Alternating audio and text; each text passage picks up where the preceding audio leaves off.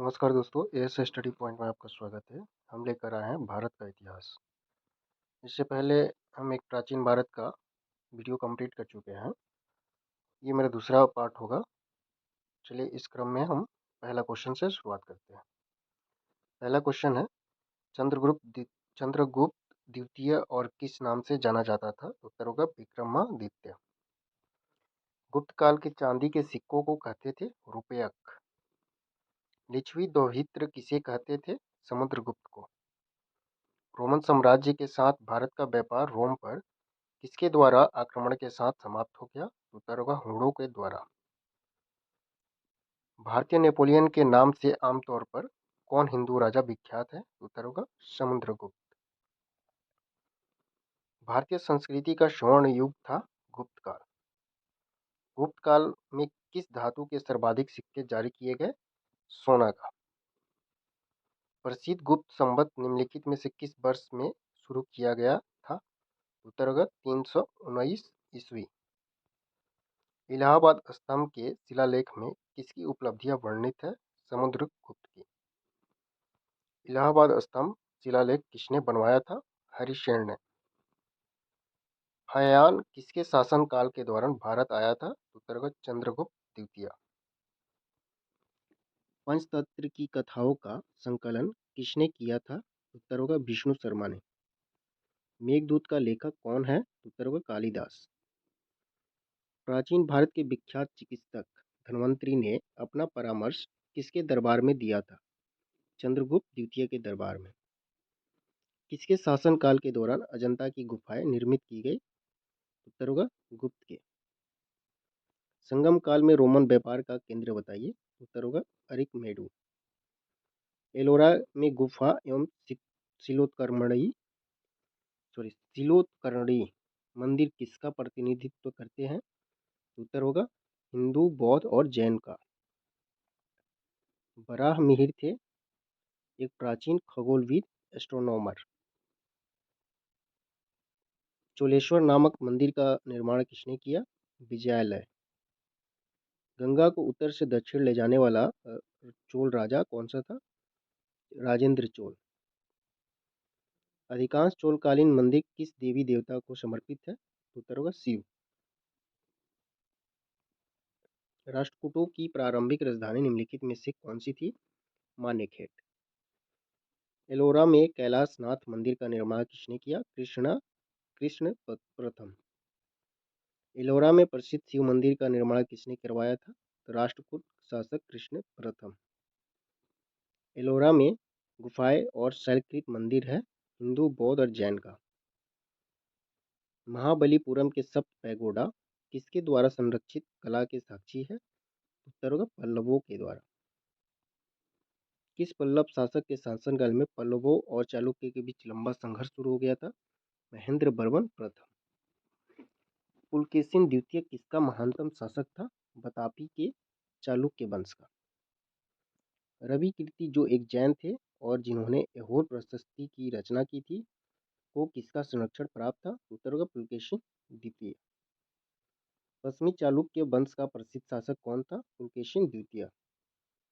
महाबलीपुरम में रथ मंदिरों का निर्माण किस पल्लव शासक के शासनकाल में हुआ था? उत्तर होगा नरसिंह वर्मन प्रथम। किस चोल शासक ने श्रीलंका के उत्तरी भाग को जीतकर अपने साम्राज्य का एक प्रांत बनाया था? उत्तर होगा राजराज प्रथम ने। उत्तर मेरू शिलालेख से किसके प्रशासन के संबंधित जानकारी मिलती है? उत्तर होगा चोल। किस चोल शासक ने अपनी राजधानी गंगईकोंडा चोलपुरम का निर्माण किया? उत्तर होगा राजेंद्र प्रथम। मंदिर का सबसे लंबा गलियारा कहाँ पर है? रामेश्वरम। एलोरा में ठोस तेल को काटकर बनाए गए प्रसिद्ध कैलाश मंदिर का निर्माण किसके संरक्षण में किया गया था? राष्ट्रकूट के संरक्षण में। प्रसिद्ध दिलवाड़ा मंदिर स्थित है राजस्थान में। चोल राजाओं का शासन था तमिलनाडु पर। प्राचीन चोल साम्राज्य की राजधानी कहाँ पर थी? उरायूर। द्वितीय पांड्यन साम्राज्य के भूमि माप का उल्लेख किसमें किया गया है? उत्तर व थलवईपुरम तांबे की प्लेटों। पुस्तक कथा सरित सागर किसने लिखी थी? सोमदेव ने। विक्रमा विक्रमांक देवचरित के लेखक कौन थे? बिल्हड़। हर्षचरित के लेखक कौन थे? बाणभट्ट। एक महान रोमानी नाटक कादम्बरी का लेखक था बाणभट्ट। 13वीं शताब्दी में राजस्थान के माउंट आबू में प्रसिद्ध दिलवाड़ा मंदिर किसने बनवाया था? तेजपाल ने। खजुराहो मंदिर का निर्माण किसने किया था? चंदेल राजपूत ने। मिहिर भोज राजपूतों के किस कुल से संबंधित है? प्रतिहार। प्रतिहार वंश का महानतम राजा कौन था? भोज, यानी राजा भोज, जिनको मिहिर भोज भी कहा जाता है। ह्वेनसांग किसके शासनकाल के दौरान भारत आया था? उत्तर होगा हर्षवर्धन। भारत में नालंदा विश्वविद्यालय किस राज्य में स्थित है? उत्तर होगा बिहार। उस चीनी यात्री का नाम क्या था जो हर्षवर्धन के दरबार में आया था? उत्तर होगा ह्वेनसांग। प्रिंस ऑफ पिलग्रिम्स नाम किसे प्रदान किया गया था? उत्तर होगा ह्वेनसांग। अगला क्वेश्चन, किनके द्वारा श्रृंगेरी, बद्रीनाथ, द्वारका और पुरी में 4 मठ स्थापित किए गए थे? उत्तर होगा आदि शंकराचार्य द्वारा। अद्वैत दर्शन के मुख्य प्रतिपादक कौन थे? शंकराचार्य। नालंदा विश्वविद्यालय को नष्ट करने वाला मुस्लिम आक्रमणकारी था मोहम्मद बिन बख्तियार खिलजी। हर्षवर्धन को किसने पराजित किया था? पुलकेशिन द्वितीय। हर्षवर्धन का समकालीन दक्षिण भारतीय शासक कौन था? पुलकेशिन द्वितीय। हर्षवर्धन की आरंभिक राजधानी कहाँ थी? थानेश्वर में। 738 ईस्वी में अरबों को पराजित किया था प्रतिहारों ने। कोणार्क मंदिर के देवता है? उत्तर होगा सूर्य। कोणार्क मंदिर एक ऐसा है जो सूर्य देवता को समर्पित है और ये भारत में इकलौता है। सांची का महान स्तूप है मध्य प्रदेश में। कलिंग शासक खारवेल ने संरक्षण दिया जैन धर्म को। सिंध पर विजय प्राप्त करने वाले अरब सेना के सेनापति का नाम है मोहम्मद बिन कासिम। तराइन की दूसरी लड़ाई में पृथ्वीराज को किसने पराजित किया था? उत्तर होगा मोहम्मद गोरी। पृथ्वीराज चौहान को मोहम्मद गोरी ने किस युद्ध में हराया था? उत्तर होगा तराइन, 1892 ईस्वी में। किस लड़ाई ने मोहम्मद गोरी के लिए दिल्ली क्षेत्र खोल दिया? उत्तर होगा तराइन की दूसरी लड़ाई। दिल्ली सुल्तान का शासक कब प्रारंभ हुआ? उत्तर होगा 1206 ईस्वी। अजमेर में 2.5 दिन का झोपड़ा किसने बनवाया था? कुतुबुद्दीन ऐबक ने। कुतुब मीनार किस प्रसिद्ध शासक ने पूरा किया था? उत्तर होगा इल्तुतमिश। दिल्ली के सुल्तान का पद संभालने से पहले बलबन किस सुल्तान का प्रधानमंत्री था? उत्तर होगा नसरुद्दीन। दिल्ली सल्तनत का उद्धारक कौन था? इल्तुतमिश। चंगेज खान ने जलालुद्दीन का पीछा करते हुए किसके शासनकाल में भारत की सीमाओं पर आक्रमण किया था? उत्तर होगा इल्तुतमिश। प्रसिद्ध फारसी त्यौहार नौरोज का प्रवर्तन किसने किया? उत्तर होगा बलबन। चहलगामी या फोर्टी के रूप में विख्यात टर्की सामंतों की शक्ति को भंग करने वाला प्रथम दिल्ली सुल्तान कौन था? उत्तर होगा बलबन। रजिया सुल्तान किसकी बेटी थी? उत्तर होगा अल्तमश यानी कि इल्तुतमिश की। वे 2 वंशज कौन थे जिन्होंने खिलजी शासकों से तत्काल पहले और बाद में शासन किया था? उत्तर होगा गुलाम तथा तुगलक। दिल्ली के एक खिलजी सुल्तान थे तुर्क। स्वयं को दूसरा सिकंदर यानी सिकंदर सानी कहने वाला सुल्तान था अलाउद्दीन खिलजी।